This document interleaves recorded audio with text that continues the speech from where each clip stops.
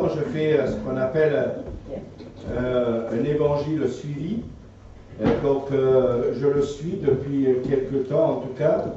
Et j'essaye de m'arrêter, en tout cas, à toutes les histoires qui sont données là dans chaque chapitre. Là, nous allons voir que Jésus va atteindre donc le territoire des Généraséniens, pardon. Donc, c'est compliqué à dire certains noms, mais en tout cas, on va voir la délivrance d'un démoniaque qui est atteint là, et on va faire cette lecture. Donc, Luc chapitre 8, je lis à partir du verset 26 jusqu'au verset 39. Ils abordèrent dans le pays des Géraséniens, qui est vis-à-vis de la Galilée. Lorsque Jésus fut descendu à terre, il vit au-devant de lui un homme de la ville qui était possédé de plusieurs démons. Depuis longtemps, il ne portait point de vêtements et avait sa seule demeure, non dans une maison, mais dans les sépulcres. Ayant vu Jésus, il poussa un cri, se jetant à ses pieds, et dit d'une voix forte, « Qu'y a-t-il entre moi et toi, Jésus, Fils de Dieu, très haut? Je t'en supplie, ne me tourmente pas. » Car Jésus commandait à l'esprit impur de sortir de cet homme. Donc il s'était emparé depuis longtemps. On le gardait lié de chaînes et les fers aux pieds, puis il les rompait les liens, et il était enchaîné par les démons dans le désert. Entraîné, pardon, par le démon dans le désert.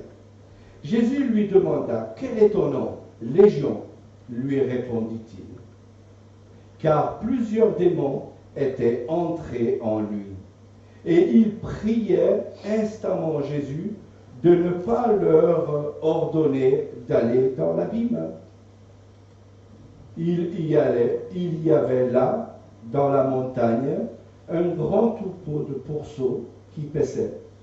Et les démons supplièrent Jésus de leur permettre d'entrer dans les pourceaux. Et il leur permit.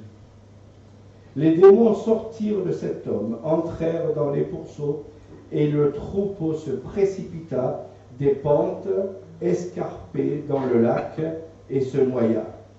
Ceux qui les faisaient paître, voyant ce qui était arrivé, s'enfuirent et répandirent la nouvelle dans la ville et dans les campagnes.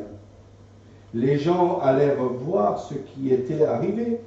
Ils vinrent auprès de Jésus et ils trouvèrent l'homme de qui étaient sortis les démons, assis à ses pieds, vêtu, et dans son bon sens, ils furent saisis de frayeur.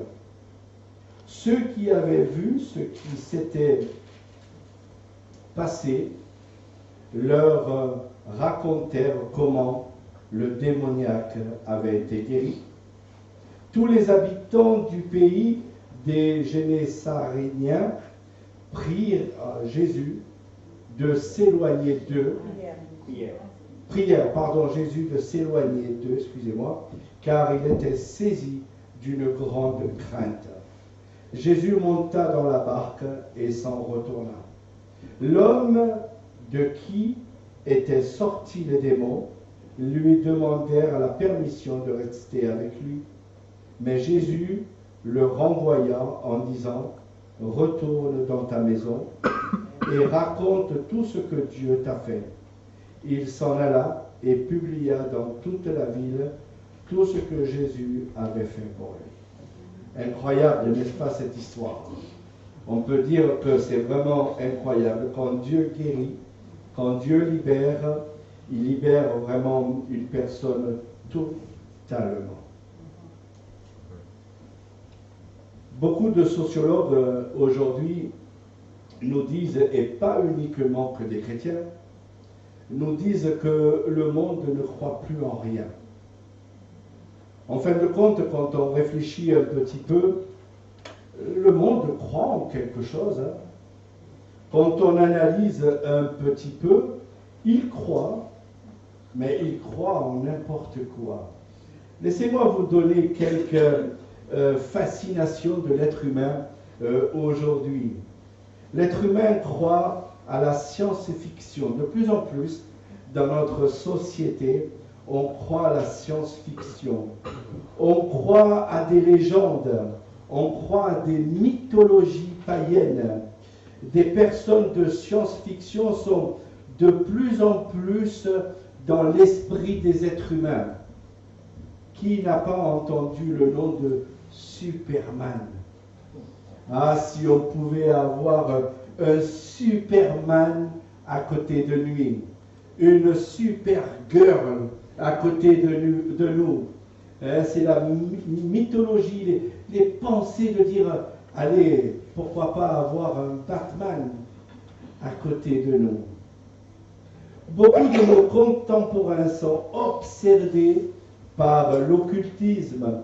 Savez-vous que 14% des Français sont déjà allés voir un astrologue? 14% des Français sont déjà allés voir un astrologue en France. De plus en plus de jeunes croient à la sorcellerie, aux 10 heures de bonnes aventures. Viens me faire les lignes de la main. De plus en plus de nos contemporains invitent des voyants pour leur prédire qu'est-ce qui va se passer l'année prochaine. Et bien souvent, dans des émissions de grande écoute, que vous avez ces personnages. Ils disent des choses, peut-être des vérités, mais aussi beaucoup de mensonges, n'est-ce pas? Beaucoup de choses ne se sont pas réalisées, et pourtant, ils les écoutent. Nos contemporains les écoutent. Voici ce que la Bible dit dans le prophète Ésaïe en son temps. Il disait ceci, Ésaïe 8, versets 19 à 20. Si l'on vous dit, consultez ceux qui invoquent les morts et ceux qui prédisent l'avenir, qui poussent des sifflements et des soupirs, répondez. Un peuple ne consultera-t-il pas son Dieu? S'adressera-t-il aux morts en faveur des vivants? À la loi et au témoignage, si l'on ne parle pas ainsi, il n'y aura point d'aurore pour le peuple. Il n'y aura point d'aurore pour le peuple. Quand on lit certaines histoires dans la Bible, on s'aperçoit, n'est-ce pas, que les forces du mal, comme on les appelle souvent, étaient devenues se déchaîner du fait que Jésus soit là.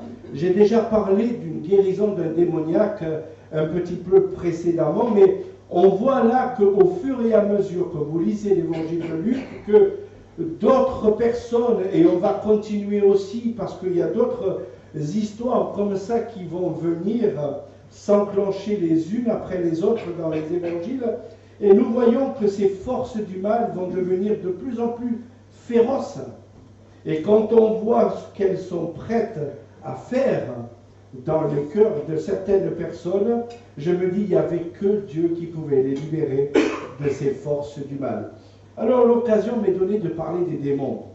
Souvent on en a peur, certaines personnes ont peur de parler des démons, où on se dit, mais qu'est-ce qu'ils sont prêts à faire ou qu'est-ce qu'ils ne sont pas prêts à faire? Voici ce que la Bible enseigne, et je voudrais qu'on soit clair là-dessus, que ne pas aller dans un endroit où la Bible n'enseigne pas par rapport à ce que la Bible dit en tout cas. Les démons n'attaquaient pas Jésus, c'est Jésus qui les attaquait. Je voudrais quand même le rappeler, aucun démon n'a attaqué Jésus. C'est toujours Jésus qui a attaqué les démons. Les démons croient en Dieu, Et la Bible dit qu'ils tremblent. Hein. On devrait quand même se le rappeler. Mais ils n'ont pas la foi qui sauve. Ils ont une certaine croyance, et vous le voyez dans le texte, ils croient au Fils du Dieu très haut. Beaucoup d'êtres humains ne croient pas au Fils du Dieu très haut, mais les démons croient au Fils du Dieu très haut, puisqu'ils le disent clairement de leur bouche. Les démons croient que Jésus-Christ est le Fils de Dieu.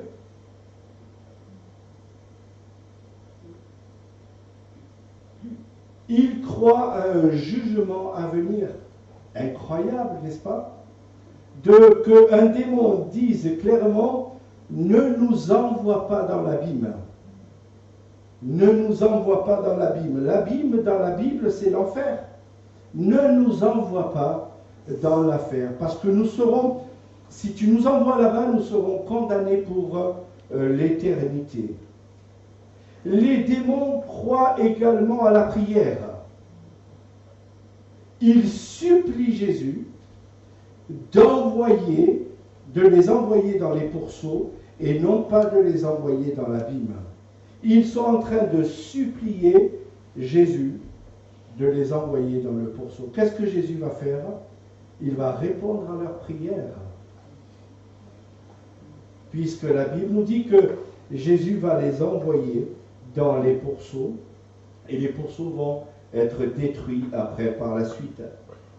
Donc l'activité démoniaque, elle se voit beaucoup dans le Nouveau Testament, surtout dans les évangiles et dans le livre des Actes des Apôtres, mais quand on cherche un petit peu dans la Bible, on n'en voit pas beaucoup de textes qui parlent des démons. On voit certains textes, c'est vrai, comme Genèse chapitre 6, où il nous est parlé des hommes qui possédaient certains habitants qui cohabitaient avec des femmes.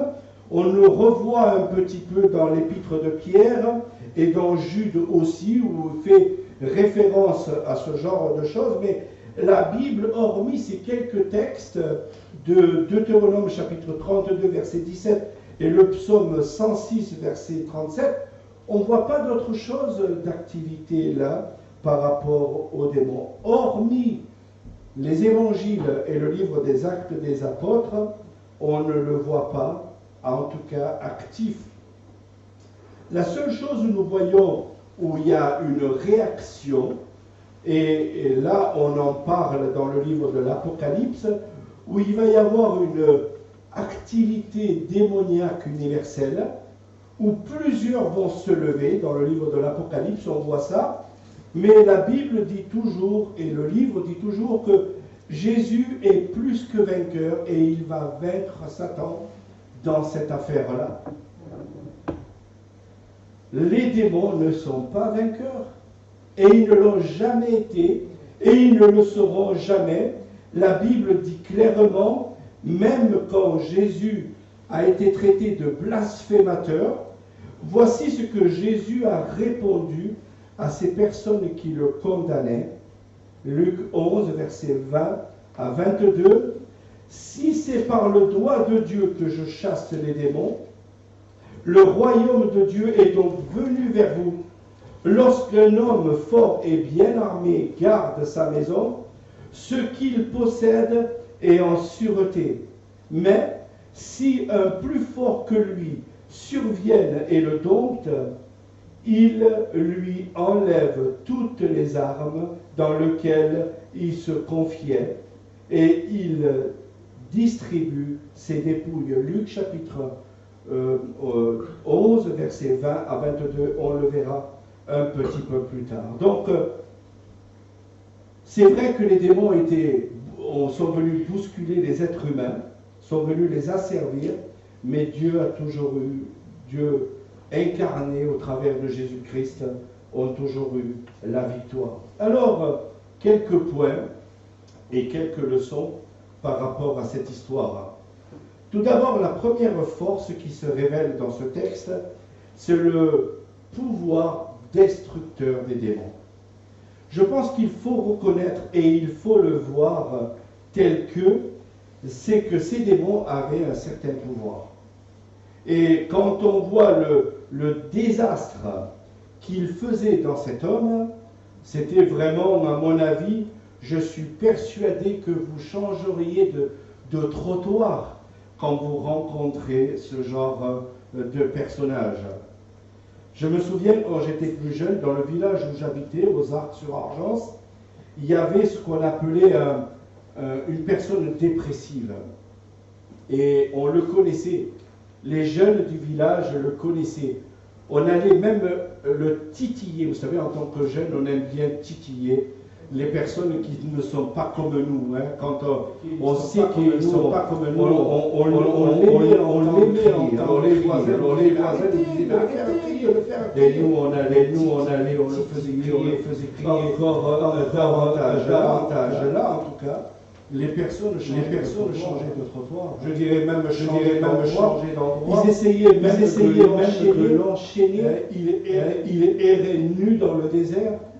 Je ne sais pas si vous rencontriez dans le village de Marolles-Sepsen une personne nue.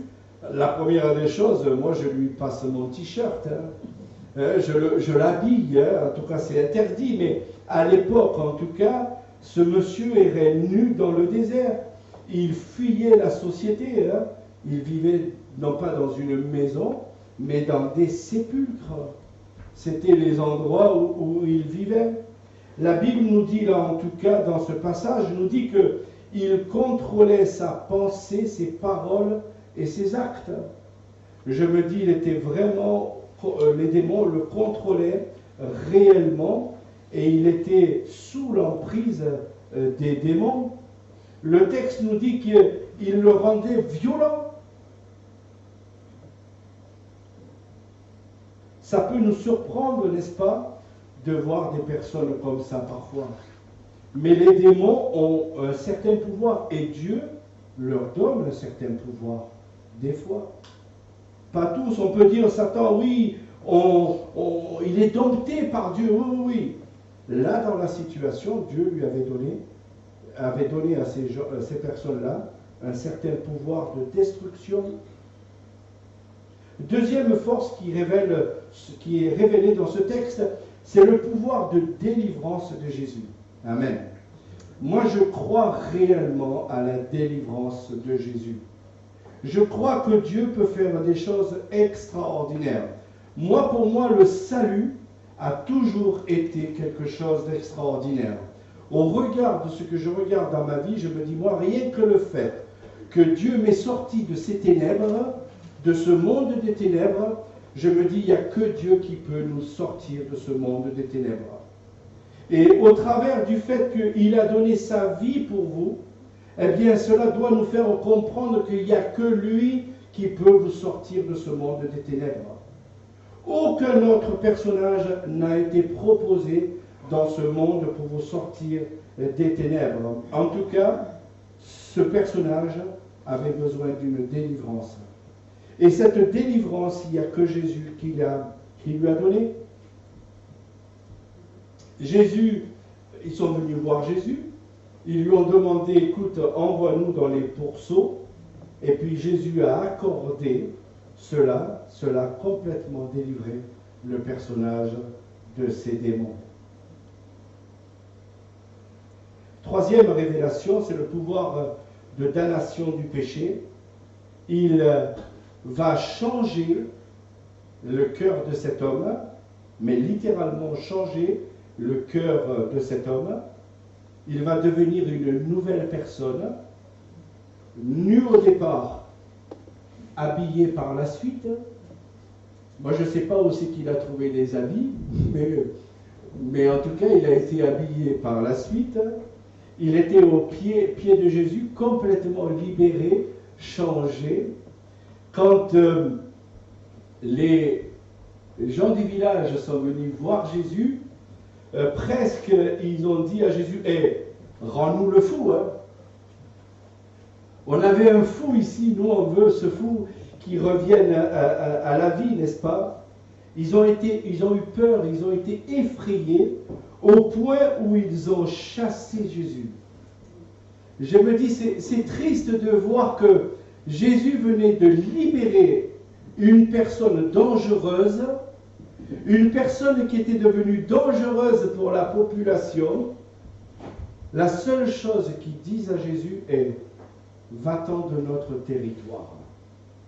Tu n'as rien à faire ici. » Quelques conclusions, quelques leçons, en tout cas pour nous, ce matin.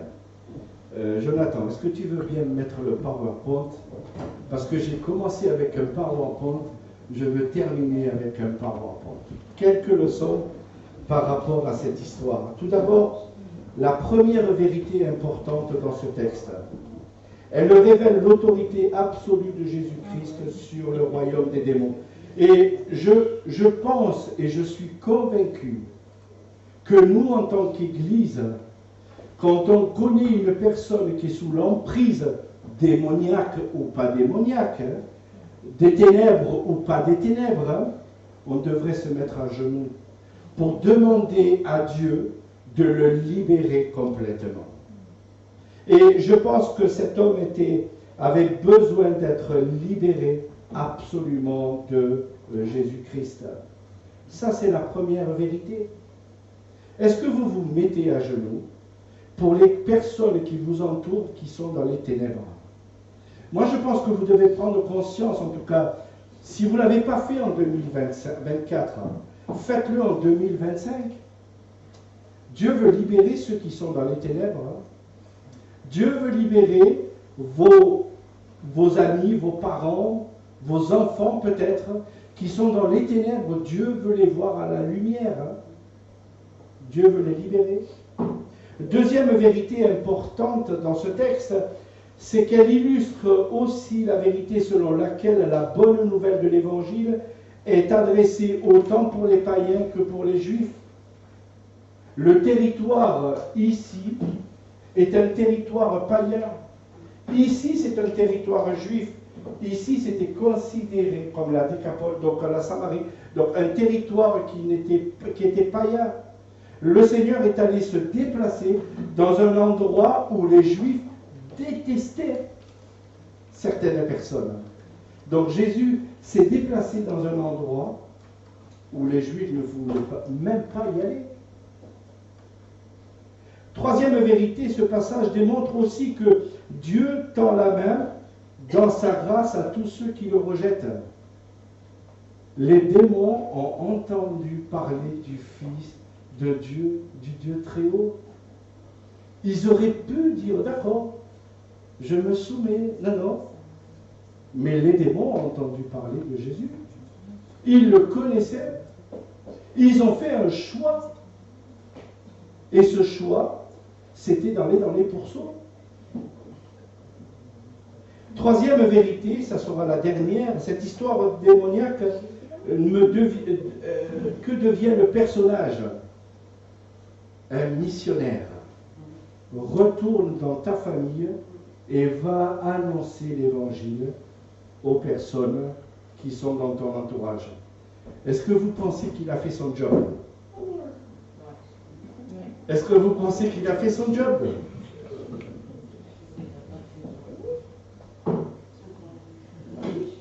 Est-ce qu'il a traversé la Méditerranée? Est-ce qu'il est allé dans l'Atlantique? Est-ce qu'il est allé dans un autre continent? Non, il est retourné dans sa famille, dans son voisinage. Il est allé créer une église.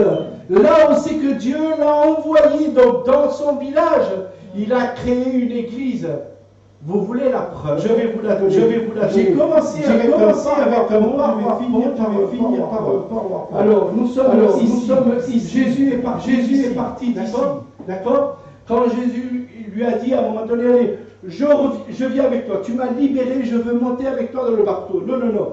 Tu vas dans le village où tu habites et tu vas dire ce que Jésus a fait pour toi.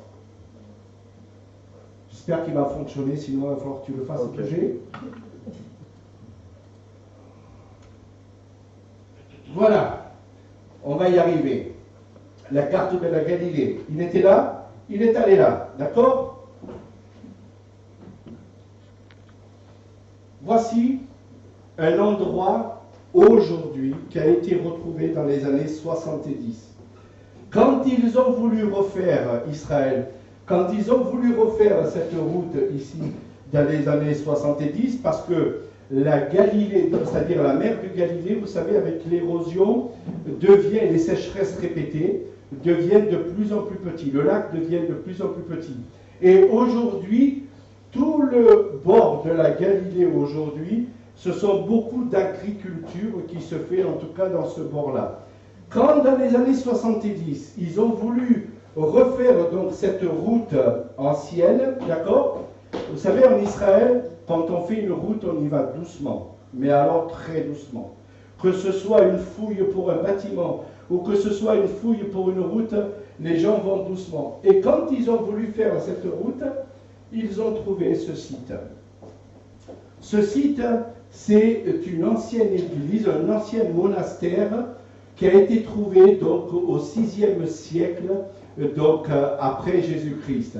Donc vous pouvez constater qu'il y avait une vie là, d'accord, dans ce territoire. Et c'est l'endroit, alors certains, on va dire, je ne vais pas dire quelque chose qui n'est pas dit sur le site, mais en tout cas, certains ont pensé que après le miracle, la personne qui a fait sa mission, en tout cas, eh bien, il y a eu des chrétiens qui se sont commencés à évoluer. Et ça, c'est la chapelle, donc un monastère, avec la chapelle au centre, avec un baptistère qui est là. Plusieurs, en tout cas, prétendent, en tout cas, que le site, c'est l'ancien endroit où Jésus a fait le miracle. Donc ça, c'est la chapelle. Pour ceux qui ne la connaissent pas, vous pouvez la retrouver donc, sur Internet. Ça, c'est la petite église du VIe siècle. Mais vous savez, en Israël, j'ai appris quand j'y suis allé que beaucoup d'églises étaient construites sur les églises. C'est-à-dire que les constructions sont souvent faites là où il y avait un lieu de culte. Souvent, les gens reprenaient cet endroit-là pour le faire. Et ici, c'est une petite chapelle qui est sur la colline. Donc un petit vestige situé sur la colline. Je continue. Voilà la colline qui est juste derrière. Et je me dis, mais est-ce qu'il y avait des cochons en Israël? Je ne sais pas si vous êtes posé déjà la question. Est-ce qu'il y avait des cochons en Israël? Si vous allez en Israël, dans le nord d'Israël, vous avez ce qu'on appelle des sangliers domestiqués. C'est pas moi qui les ai pris en photo, je les ai pris sur Internet. Il y avait des sangliers qui étaient domestiqués. Est-ce que vous pensez qu'un sanglier peut être domestiqué? Je vous donne la preuve. Je n'ai pas retrouvé la photo malheureusement. J'ai une photo à la maison où je caresse personnellement un sanglier. Dans le sud de la France, dans l'Estérel, les sangliers sont domesticables. Donc vous pouvez les caresser si vous voulez. En tout cas, vous allez dans l'Estérel, dans le sud de la France, vous pouvez leur donner à manger, vous pouvez leur donner du pain. Si vous voulez, je l'ai fait personnellement, Est-ce qu'il y avait des pourceaux en Israël? La preuve en est là. Et je me dis, mais c'est quand même merveilleux, n'est-ce pas, de voir que ce personnage a été un missionnaire à l'endroit où Dieu lui a demandé de l'être. Dieu ne lui a pas de venir avec lui, allez viens avec moi, je vais t'embarquer sur ma barque et je t'emporte avec moi. Non, retourne dans ton foyer, retourne dans ta famille et va annoncer l'évangile. Si chaque chrétien qui était ici ce matin retournait dans son foyer et que dans 10 ans, vous me dites, allez, je construis une église dans mon quartier, je me dis, je signe aujourd'hui. Je signe aujourd'hui. Imaginez que demain, on ait une église à Villeneuve-la-Guyarde. Grâce à votre témoignage, à Champigny, à Aimant, enfin, je ne sais pas, moi, enfin, imaginez un instant. En tout cas, il a fait son job, ce monsieur. Il a fait son job. Il a été libéré des ténèbres et il est allé annoncer l'évangile dans l'endroit où c'est que le Seigneur lui avait demandé d'aller. S'il y avait une conclusion, mes amis, c'est de se rappeler que le Seigneur nous a demandé d'aller, faites de toutes les nations des disciples, leur annonçant l'évangile.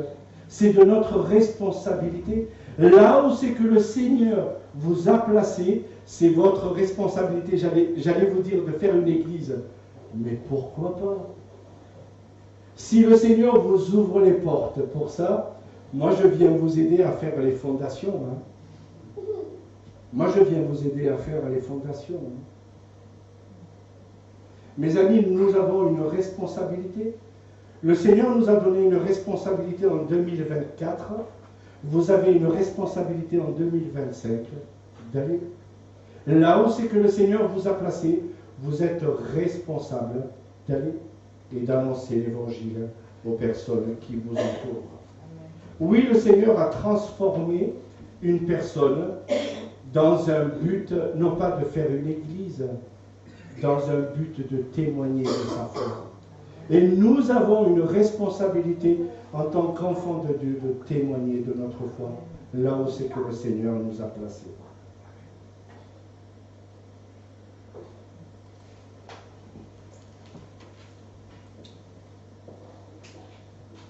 Retourne dans ta maison et raconte tout ce que Dieu t'a fait.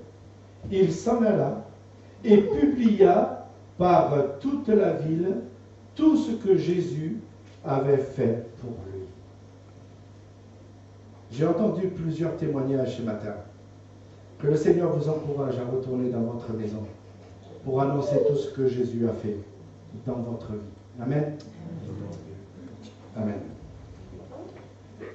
Je vais prier. Seigneur, je voudrais te remercier ce matin